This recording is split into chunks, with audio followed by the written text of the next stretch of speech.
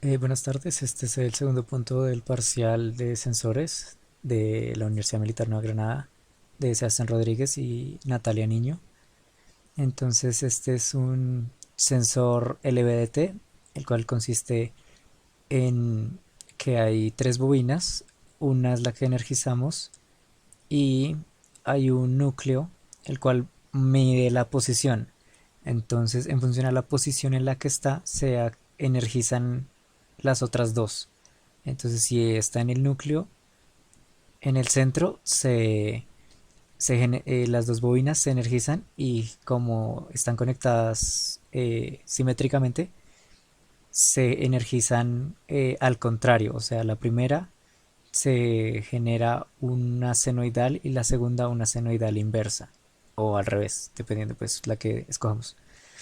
Y se supone que se suman.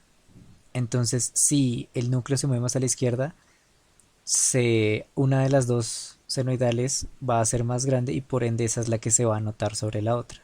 Y si se desplaza al otro lado, pues va a ser al contrario, la que estaba pequeña ahora va a ser grande y esa es la que se va a notar. O sea, esto quiere decir que dependiendo hacia alguno de los lados en donde desplacemos el núcleo, va a haber dos senoidales resultantes, o la normal o la invertida.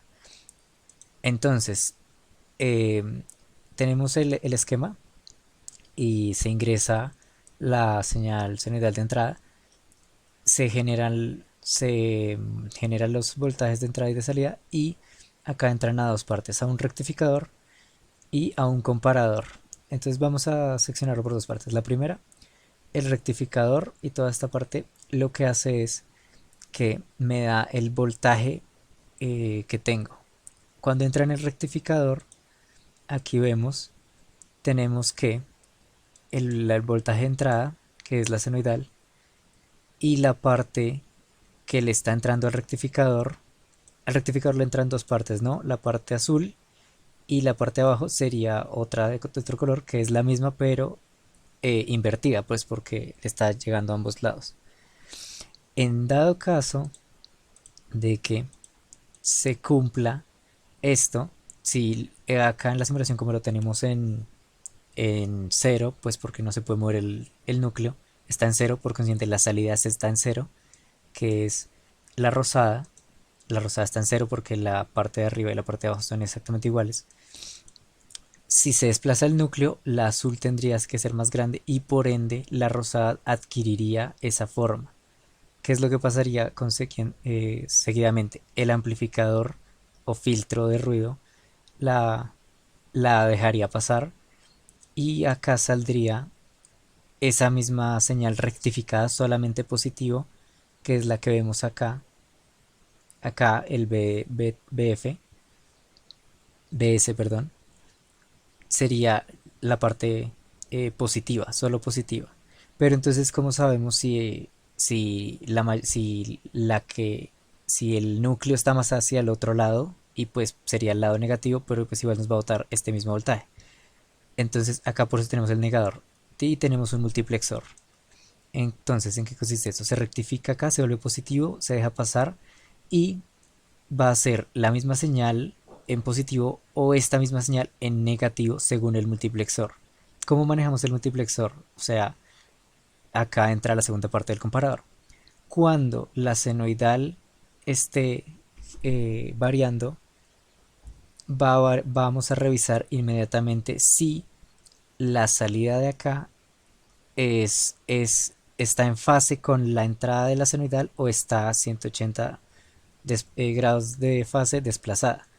Es, en otras palabras, estamos revisando que las dos posibilidades, que la senoidal de entrada sea igual a la senoidal de salida o que la senoidal de entrada sea diferente a la senoidal de salida. Si la salida está al revés de la entrada, significa que está hacia un lado. Y si la salida está coordinada con la entrada, está en el otro. Entonces, eso es lo que estamos comparando acá con la XOR. Cuando se tiene que están en fase, o sea que es la misma, va a estar cambiando acá unos y ceros y me va a activar en la XOR que la salida sea la que corresponde a ese valor, ya sea el positivo o el negativo. Entonces pongo un ejemplo. Supongamos que hacia abajo es negativo y hacia arriba es positivo.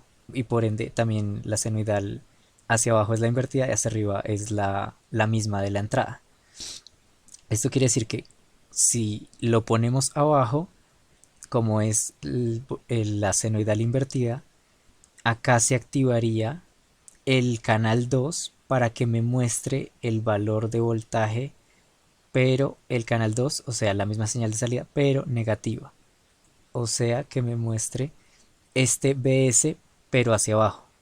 Lo que va a hacer que me linealice el voltaje de entrada en función a la posición. El voltaje de salida en función a la posición. Dependiendo de la posición, si está abajo me va a botar el voltaje mínimo y si está en la posición de arriba me bota ese voltaje pero máximo, hacia arriba, positivo. Y básicamente creo que es lo que pasa aquí. Eh, ¿Cómo se demuestra esto? Acá en el channel D yo tengo conectado pues la salida del amplificador y acá pues se ve la onda cuadrada de unos y ceros que está variando. O sea que acá va a haber una combinación que solo me va a activar el canal 2 en los momentos en los que me va a activar el canal 2 dependiendo de la configuración de esto. Y pues básicamente en eso consiste este montaje. Y creo que es todo por ahora y muchas gracias.